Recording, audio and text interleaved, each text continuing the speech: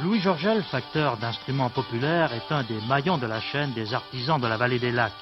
Pour lui, l'épinette n'a plus de secret. Louis Georgel crée de véritables chefs-d'œuvre que d'autres s'évertuent à faire vibrer.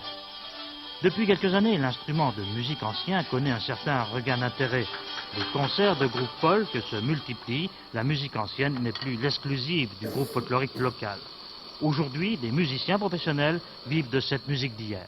On a choisi de jouer de l'épinette des Vosges, à peu près nous tous, parce que d'abord on est chanteurs au départ, et on cherchait un instrument qui aille bien avec les chansons folkloriques. Donc un instrument diatonique à bourdon, et on est tombé sur l'épinette des Vosges qui coïncide assez bien avec ça. Et puis petit à petit, eh bien, on s'est intéressé à l'instrument, et puis aussi parce que le son nous plaît.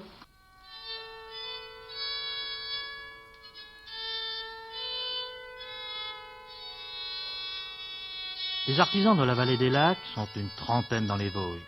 Leur passion, la poterie, le tissage, le tannage ou bien encore le bois. Une association d'hommes et de femmes, des artistes au service du travail bien fait. Ces artisans, sans aucun doute, des smicards. Et pourtant, à la tâche, ils ne suscitent que l'admiration. Leur habileté n'ayant d'égal que leur talent. À l'heure actuelle, rares sont les personnages de la trempe de Louis Georgel, un des derniers bastions pour la sauvegarde de notre patrimoine culturel. C'est un instrument qui était un petit peu délaissé et on a pensé qu'il était bien d'apprendre aux gens à en jouer. Donc on a décidé d'organiser tous les ans un stage consacré uniquement à l'épinette des Vosges et de le situer à Gérardmer, ce qui nous semblait assez logique.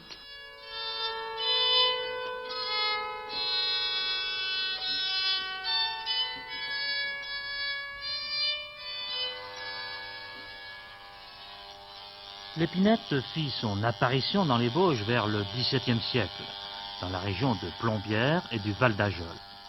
En fait, au cœur des villes d'eau vosgiennes.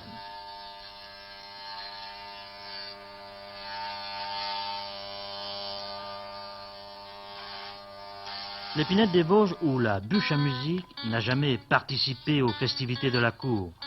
Elle était un instrument du peuple, elle animait les veillées. Il n'en a d'ailleurs que plus d'intérêt. Louis Georgel le sait, il œuvre pour le faire savoir. Sa tâche, hélas, n'est pas toujours des plus simples.